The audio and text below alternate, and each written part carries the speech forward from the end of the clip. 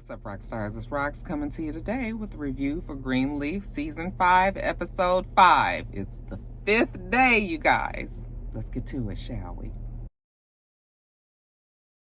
All right, you guys, it's Sunday morning, and remember, we're having church at the Greenleaf Estate, so everybody up. That means that Grace has to go get Sophia up, and oh, Sophia is so tired. She told Grace already that she wasn't going, and Grace was like, absolutely no excuses. You getting up because your granny is giving the service today, so get it on up. I was listening to them talk, and I was just like, okay. So Sophia has unprotected sex with boy, check. Sophia is bitchy and has an attitude all the time, check. Sophia is now extremely exhausted all the time, check. I think we can all say that Sophia is pregnant. Oh, the miracles of our Lord. Now we see Jacob and Zoro Mama, they also getting dressed. You know, they always meeting at the mirror. Zoro Mama was like, so we gonna sit down with Zora and talk to her after service today? And he was like, yep, even though your mother who runs your life and tells you everything that you got to do and you follow it to a T told you not to? Yep. And she was just like, you are just determined to ruin this family. I said, see, the problem with Zora Mama is nobody around there wants to talk about what she has done. Oh yeah, I know she's, done skirted around the fact that she's had an affair and everything, but we ain't really got down to the nitty gritty of how she ruined the church. And basically is the reason why they lost it. Okay, her and of course Charity as well, but she was a major part of that. I get so annoyed listening to her talk like she is just trying to make this matter be about, oh, her cheating and him not wanting to get over it when there's more to it. So I'm just sitting there listening like, sorry, mama, little bitch, we ain't fixing it. We ain't doing this today with you. Jacob look at her and says, oh, so I guess I can assume why you was down there at Fernando's. What was his name? When you was down there at his office, you guys was looking at pictures of the kids and having a cup of coffee? Yeah, I didn't think so. And he walks off and she just kind of looks after him. I was just like, girl, you was real funny. So anyway, everybody is dressed. They go on downstairs. We gonna get to church. Okay, the whole family is there. Corinne is there. AJ is there. We all in place, about to listen to Lady May give her sermon. And Bishop looks at Corinne and he says, I'm assuming that your grandmother is down there witnessing the conjuring. Yeah, I mean, what else do you call, talking life of Jesus into some lifeless and dead people? Lady May is like, no. We're not even going to concentrate about what's going on down there at the church, okay? The church is here. The church is in our heart, in our home. Let's make it about a celebration. Zora Mama, what's to celebrate? I said, oh, Lord. Don't you hate people that make everything about them? Don't nobody give a fuck about you and Jacob having y'all problems right now, okay? You ever had a friend that every time you get together, her and her husband get into an argument, like, fuck, we at church. Can we at least sit here and enjoy the word of God from Lady May? When Jacob was just like, Zora Mama, shut up. Jacob, do you want to get into it in front of all of these people? That's what you want to do, right? Bishop was just like, Zora Mama, for as long as I've known you, you've always been a woman of impeccable devotion. Concentrate on what Jesus has done for you and settle down. In other words, bitch, be quiet. And you too, thick neck. Let's listen to Lady May. And Lady May has a good word for him today, you guys. It's all about new beginnings. Now, when church is over and everybody is, having refreshments afterwards, Sophia and Zora are talking about the titty pics getting out. They thought that they got them all off the web, but obviously they didn't. And now everybody at Hampton has it because somebody got a hold of it and put it out there for everybody to see. And now she just really don't even want to go back to Hampton. While they sitting over there whispering, Charity and Corinne walk up and, Charity is like, what are you girls whispering about? Nothing. Can you mind your own business, Charity? Corinne comes over there and she giving the play-by-play that her granny is giving her over there at the church. She said that Judy was over there singing, I Believe. I said, child, mess. Charity, girl, what they done did to your church over there, girl. Child, can you imagine what's going on the very last service at that church? I know them members is like, what in the world? Noah, he's never seen so much food. And Grace was like, oh, Mama, she just wanted to make sure that this was all about a celebration. And he was just like, yeah, it's a lot to celebrate. The building, he likes to call it Consecration Sunday, where it all went down when him and Grace was young and fooling around. She was just like, don't you say anything about that. I don't want anybody to know that I lost my virginity in that building. Okay, Noah thinks it's funny. Oh, I think AJ will get a kick out of it. I was just like, you think? That Grace used to be, as saintly as she is, honey, Grace had some running in her, didn't she? Bishop also catches up with May after service, and he was just like, I love the service. Why don't you let me go down with you to speak with Tara? And Lady May was like, oh no. We've had 2 Greenleaf men go down there and cause problems. Now I'm hoping that this one Greenleaf woman can go down there and fix it. But May, it's dangerous down there. She was like, honey, you ain't got to worry about it. You need to be worried about that skank who's trying to take this house. Okay, you best pray for her and me. I said, that's right, May. Go on down there and take care of it. So we see her down to the mission. She in her car, she's sizing up Tara. You know, she's saying goodbye to some people that had been at the mission. Maybe they had a service that morning as well. You know, shaking their hands, hugging the kids, you know. So May sizes her up. Then she goes inside and she's asking her question. You know, how long have you been doing this? How long have you been being here? Tara tells her that she kind of doesn't always stay in the same place, you know, because she gets pushed out for whatever reason, but her mission is always to help the people on the streets, you know, what they need, feed them, give them a good word, you know, something like that. Lady May was just like, well, haven't you ever thought about doing something a little bit more ambitious? And she was like, ambitious? She was like, I mean, yeah, you could feed thousands. You could talk to the multitudes. And Tara says, well, she goes by what the good Lord Jesus tells her. And right now, the Lord has given her this ministry right here, which is helping the people on the street that need her. And then Lady May says, but you want to take my house. And Tara says, you know what, Lady May, with all due respect, if Loretta Davis wanted my father to have that place, then he should have it. And if he ain't here, she's the last of the Mohicans of that family standing, then she should have it. Oh, Lady May, that place could do so much good. Okay, it could be a shelter for abused women, children, people who need somewhere to sleep. Okay, people who need to come and get the good word, they can come and talk. I mean, there's so many things for the families and, you know, so she really laying it out there, all of the dreams that she has for the Greenleaf estate. And Lady May is looking at her. She had the look on her face. I thought Lady May was going to rip into her, but I forgot that the Lady May is a woman of new purpose, you guys. And yeah, she looks at her and she says, isn't this something? I just preached to God this morning that he would give me a new beginning. And, seems that my Lord has a sense of humor. You're doing good work. And then she walks out looking like she want to throw up. I said, listen to God, May. Now back at the house, Bishop and AJ are talking and they see Zoro Mama and Jacob arguing. She was like, Jacob, I already told him that he cannot have this. You just determined to go against me every time. And Jacob was like, how am I supposed to know you said that? How am I supposed to know?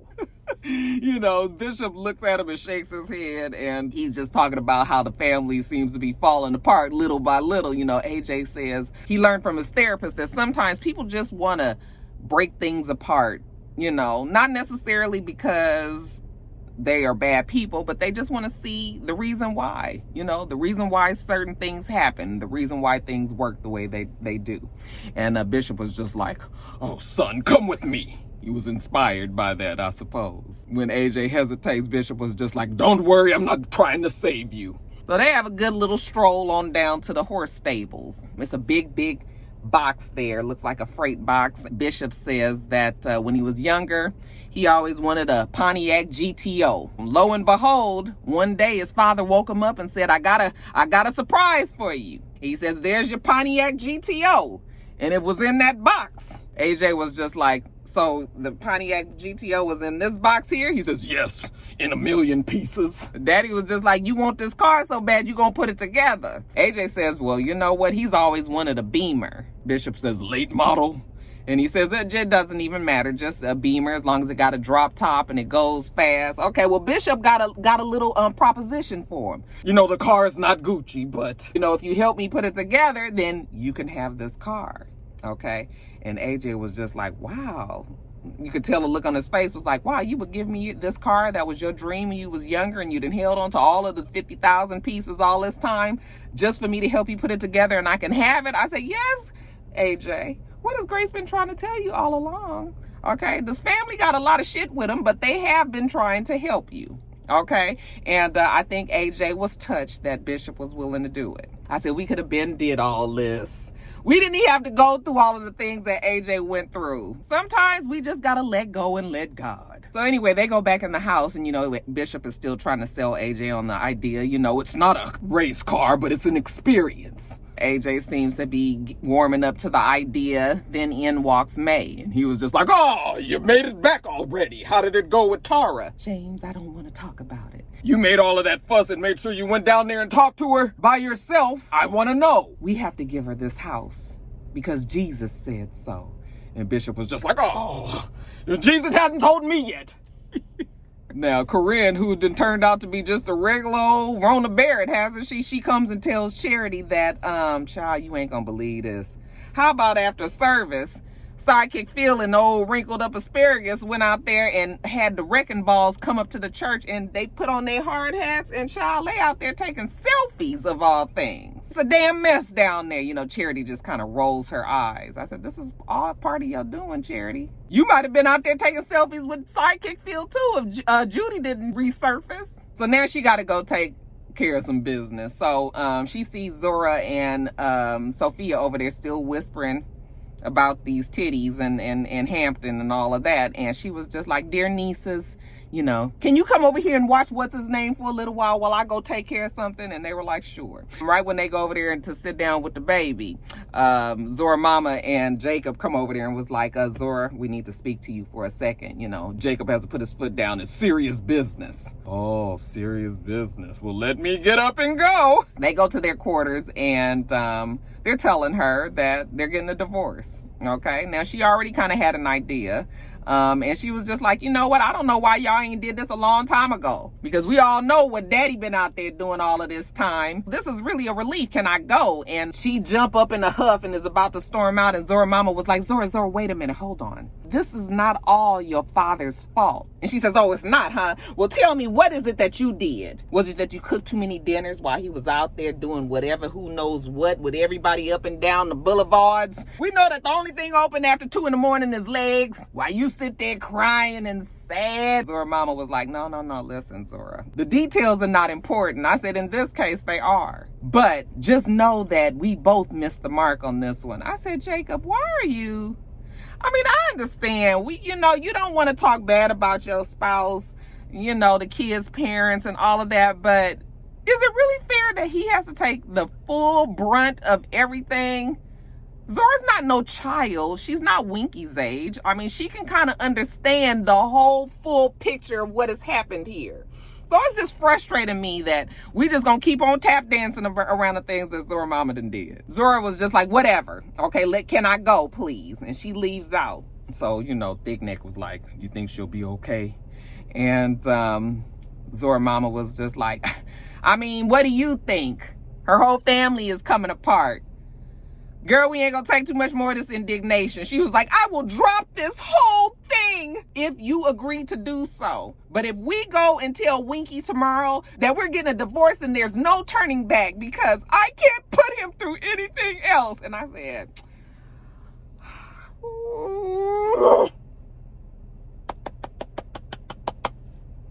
and then Jacob just says, understood.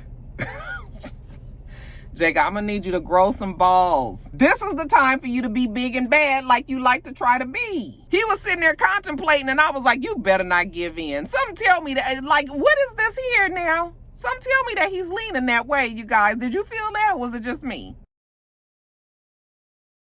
Now, Grace is back in her quarters and she's talking to him about, you know, AJ, how did it go last night? And he was like, yeah, it was cool. He said, you know, I'm not quite feeling like his dad yet. I said, yeah, that shit don't just happen instantly. But you know what, Grace, thank you for letting me try to at least be a daddy to this boy. Okay, then he looks at her, he says, you look tired. And she says, yes, I am. I've been running around here worried about everybody in this damn house. Child, I went into my bed last night and I just laid there. Okay, was just thinking about this house, thinking about him. And I said, uh-oh, Grace. Come on now, Grace. You're not going to give us these whole like tendencies, right? Your man been gone to Vegas for exactly 1 day and you already thinking about Noah? Oh, okay, Grace. That might have given Noah a little bit of hope, you know. So he gets the pillow, he puts it on his lap and he pats it like, come on, lay down, girl. Lay your head on my pillow. And she was just like, no, that's okay. I just need some coffee. He was like, no, girl, come on, lay it on down. Okay, so she lays on down. I said, girl, watch your head. These niggas ain't slick. He lets her rest. She wakes up. Oh, I'm sorry. How long have I been asleep?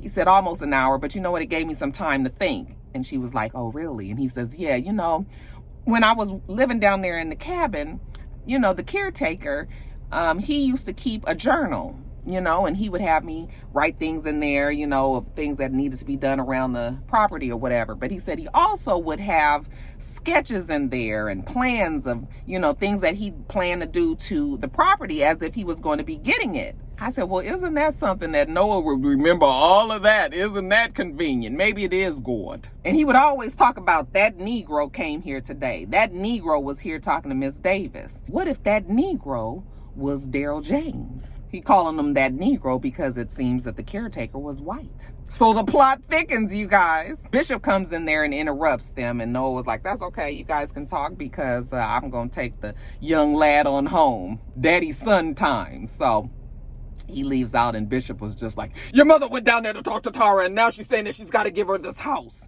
And Grace was like, give her the house? I'm telling you, and like your daughter would say, I can't even. Grace was just like, you have got to be kidding me. And he was like, I can't lie, Grace. Something has to be done here. I feel like maybe if we can offer Tara something.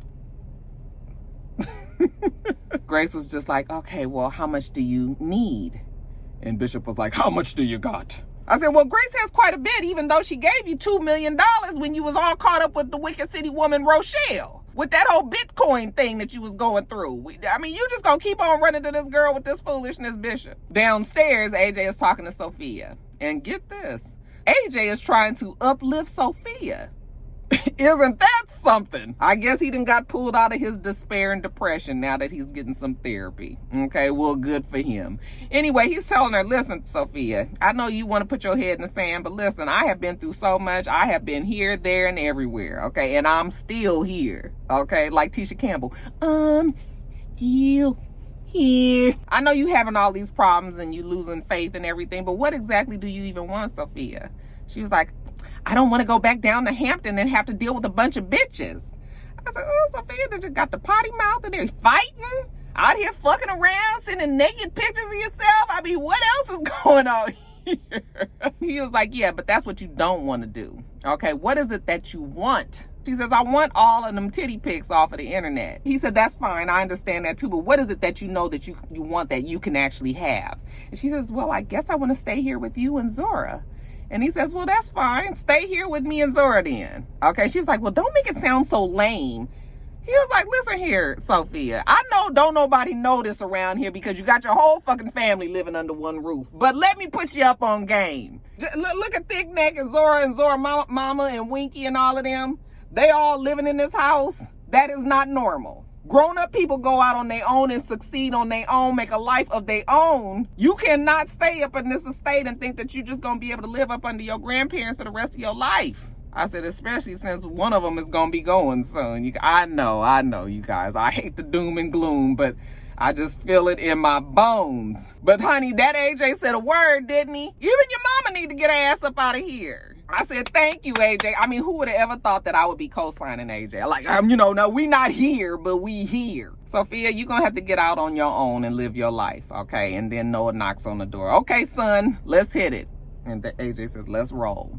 This is the AJ that we could have got a whole season and a half ago, child, and we would have been fine. Now, Zora, heartbroken, goes back to her place and she's crying. She's just so hurt about everything. There's a knock at the door, and it is Grace. And she tells Grace, Auntie Sophia's not here. And then she says, oh, no, I didn't come for Sophia. Then she notices that she was crying. She says, are you okay? And she says, well, my mom and my dad told me that they're getting a divorce. And Grace was like, they told you that? And she says, yes, And Grace was like, well, I'm sorry, I hope, are you going to be okay? And Zora was just like, yeah, I'm going to be fine, okay? Because truth be told, Zora knew it was coming, all right? And I guess this is the new beginnings that Granny was talking about in her sermon today. Anyway, what can I do you for? And Grace says, well, the caretaker that used to live in this cabin used to keep like a journal of things. And she says, oh, yeah, all of the stuff from the caretaker is all in the room, Go have at it. You can go look at it. And Grace was like, okay, are you sure you're going to be okay? You know, because I can sit here and I can talk to you. We can pray. We can do whatever we need to do. And Zoro says, nope, I'm good. Okay.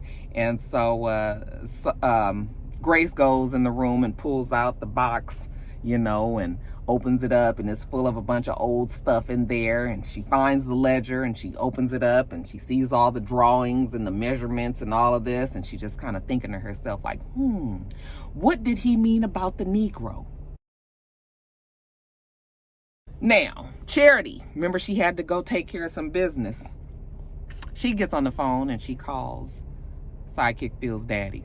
All right. And he answers the phone. Listen here, Grace, I already told you. And she was like, no, this is not Grace Greenleaf. This is her sister, Charity Greenleaf. Okay. Or Charity Dumars, I was going to be up until recently. You know, she just wants to talk to him for a second. He says, you got 2 minutes. That's all that Yusef can manage today. Charity lays it all out on the line to him and tells him what's going on. And actually, Yusef seems like he might have been touched a little bit by that story. So can you help us? Okay, because we really need your help. What did your wife do for Edenville Lending? Or what was Edenville? You know, and he says, like life, the river only flows one way, and you best believe the river ain't flowing this way. And she was just like, I know where you're coming from. He was like, no, I don't think you do. Click. Yusef ain't got no more words for Charity, but something tells me that Yusef, because he actually gave her way more than 2 minutes, he's gonna come and help them out. And then back in Bishop and May's quarters, they fussing with each other. James, I do not want to get help from Grace. Oh, but May, Gigi wants to help us. James, that money came from a mistake that I made. May, you want to pay for one mistake for the rest of your life? James, one mistake that I made in my life 40 years ago made me live with a lie. Lived like a hermit inside of my head and damn near ruined everything. I do not want that money to pay for this church. Oh, May, I know that you have a vision of this new church.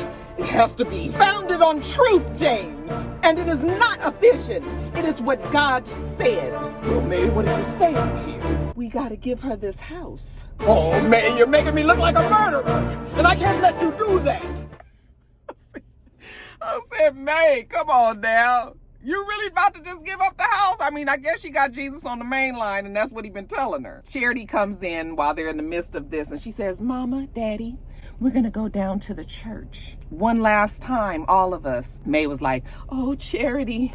You know, if it would have been any other day but today, I'd be up for it. But child, it's too much going over here. Things is real heavy. I cannot go over there and say goodbye to the church. And she says, no, Mama, we're going over there to say thank you. Oh, well, maybe if we saying thank you, then fine. So everyone goes down there, the whole family, including that damn Zoro mama. And we walk in the vestibule, okay, go down to the offices, looking at the rooms, all of the memories that went down there, okay. Everybody's feeling pretty low, all right. Then we go on to the sanctuary, go inside, turn on the lights, walk up to the pulpit. Somebody says it's a beautiful building. Okay, it's hard to imagine it being torn down in a few days. I still cannot, listen, the Lord is still dealing with me with Charity and Zoro Mama. I am so annoyed with them that it's hard for me to get all of the warm and fuzzies that I think we all supposed to be getting while we in this church scene. But, I mean, I guess it's their family. If they can forgive them, I guess maybe we should try too, right? But whatever. Bishop says, what a blessing that we all can be up on this stage at the same time. Thank you, Charity, for doing this. I say, yeah, thanks, Charity. Then Bishop and them all turn around and hold hands, and they looking up at the stained glass window of Jesus. And Bishop says, let us fill up the tomb and wait for a miracle. All right, then he's getting contemplative, and he says how he's been a liar all these years, you know, that he's always said that he would serve, you know, God, but he looks over at May and says, really, he's been serving her too. You know, Lady May says, well, hell, we done all been lying, so, you know, don't worry yourself about that. He pretty much gives her his blessing. If you want to get his house over to Tarnim, then we can do that, okay? So it has been said. So we all holding hands and we just looking up and we waiting for a miracle. That evening, you guys, they get on in their car and drive on over to the mission. All right, they walking up. They feeling pretty good about their decision. It's been said, it's been done. And they feel like everything else is gonna fall into place as far as Thick Neck and Zoro Mama's concerned. You know, she don't look like she gonna be that too much of a trouble, you know, and you know, this whole thing with the new church is everything is gonna be fine. So they get up to the door and they knock on it, right? And Tara opens the door and Bishop was like, hello. They both smiling. Tara says, oh, you guys are back already? Okay, with this unsure look on her face, I said, uh-oh. And then the door opens wider, and there go Wicked City woman Rochelle. I said, ain't this about a bitch? This bitch, I told you guys that she was right around the corner. She looked at it, she said, I told you, Tara. The Greenleafs are like a bad penny. They just keep on turning up. I said, oh. And then she looked over at Bishop like she wanted to say, you sure missing some of this, ain't you? She'll look over at him, and then she walk over to the edge of the little porch, and she flagged somebody over in an SUV. I guess we're supposed to think that that might be Basie, but something tells me that that might actually be their father. Okay, you guys were saying in the comments that the father might still be alive and all of that, and something is telling me that maybe this is the case. And she just kind of looks back at Bishop and Lady Mae. And Bishop and Lady Mae turn around and look at Tara like, bitch, I know the fuck you did not. Tara's sitting there looking like she's been railroaded. Something tells me that Tara is not a part of this plan, and that her strong-ass sister is the one that's behind all of this. But, of course, Lady Mae and them, I was just like, what y'all thought? Y'all dealing with the devils. Child, I can't wait to see who get out that car next week. It's fixing to go down, you guys. We got 2 days left to the tear down. All right, you guys, that is it. Let me get off of here, get this edited, and up to you guys. Make sure that you rate, comment, and subscribe to the channel. I'm itsrox. The channel's for itsrox, and everything else I do will be in the bottom bar. All right. So I hope that you have a wonderful, wonderful rest of your day, and I plan on doing the same. Till next time, Roxstars. Bye.